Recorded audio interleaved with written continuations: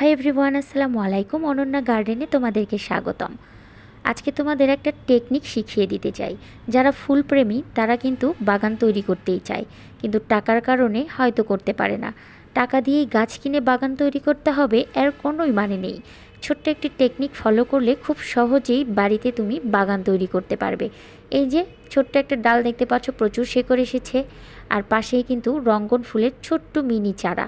এখন হয়তো তোমরা বলতেই পারো এই 2 ইঞ্চির চারা কেন তৈরি করেছি। আসলে আমি এগুলো টাকা দিয়ে কিনিনি, সবগুলোই কারো না কারো বাড়ি থেকে নিয়ে আসা ছোট্ট ছোট্ট ডাল, সেখান থেকে চারা তৈরি করে আমি আমার বাগানটা পরিপূর্ণ করে ফেলেছি। এই যে মিনি ডাল দেখতে পাচ্ছ, এই রঙ্গন ফুল এবং গন্ধরাজ ফুলের গাছ থেকে ফুলসহ এই মিনি ডাল ভেঙে নিয়ে এসেছিলাম এবং সেটা থেকে এই যে চারা তৈরি করেছি। হাই এভরিওয়ান, আসসালামু আলাইকুম। অনন্যা গার্ডেনে তোমাদেরকে স্বাগতম। আজকে তোমাদের একটা টেকনিক শিখিয়ে দিতে চাই।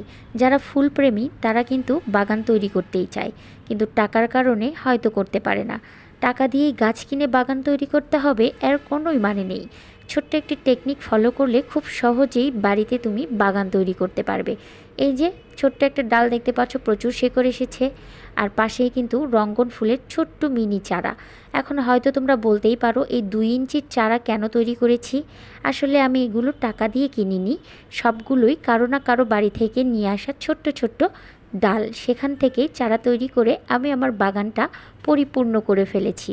এই যে মিনি ডাল দেখতে পাচ্ছ, এই রঙ্গন ফুল এবং গন্ধরাজ ফুলের গাছ থেকে ফুলসহ এই মিনি ডাল ভেঙে নিয়ে এসেছিলাম এবং সেটা থেকে এই যে চারা তৈরি করেছি।